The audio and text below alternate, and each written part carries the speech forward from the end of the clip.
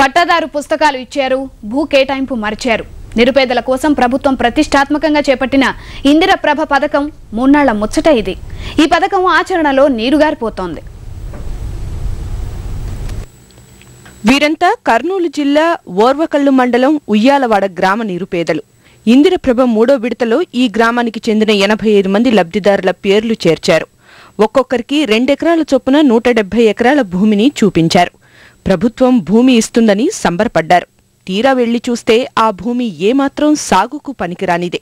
నడిచి వెళ్లేందుకు వీలుకాని ఎత్తైన కొండపై రాతి భూములవి. 2 ఏళ్లు గడుస్తున్నా ఇంతవరకు కనీసం సర్వే చేయలేదని లబ్ధిదారులు వాపోతున్నారు. కేటాయించిన భూమికి పట్టాదారు పాస్ పుస్తకాలు ఇచ్చారు, భూమిని మాత్రం కేటాయించలేదు. మాకి భూమి ఏమో చూపించినారు కానీ మేము అన్ని కంప కొట్టించినారు, అన్ని చేసినారు కానీ పలానా భూమి ఇదని చూపించలేరు. పొలం బండ, చెట్టు గుట్ట అంతా దాదాపు 100 ఎకరాలు గుట్టలు అంత బండలు ఉండేది. దాన్ని ఏం చేసినారు, ఇల్లు తలా 2 ఎకరాలు రిజిస్టర్ చేసి వీళ్ళ పేరు మీద కాగితాలు వచ్చినాయి. దాన్ని ఏమి చేసినది లేదు సార్. కొండపైకి రోడ్డు వేస్తేనే భూముల్లోకి వెళ్లే వీలుంటుందని లబ్ధిదారులు విజ్ఞప్తి చేస్తున్నారు. రోడ్డు వేసేందుకు చర్యలు తీసుకుంటామని అధికారులు తెలిపారు. లేదు, కొండపైన ఇచ్చింది, దానికి దారి లేదు, ఎట్టుపోవడానికి ఆస్కారం లేదు.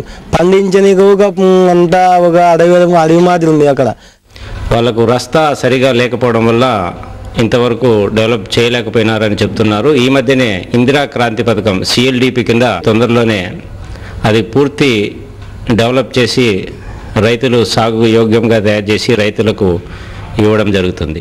భూ పంపిణీ చేసి చేతులు దులుపుకున్న ప్రభుత్వం వనరుల కల్పనను గాలి కొదిలేసింది. ఫలితంగా సర్కార్ ఆశించిన ప్రయోజనం లబ్ధిదారులకు చేరడం లేదు.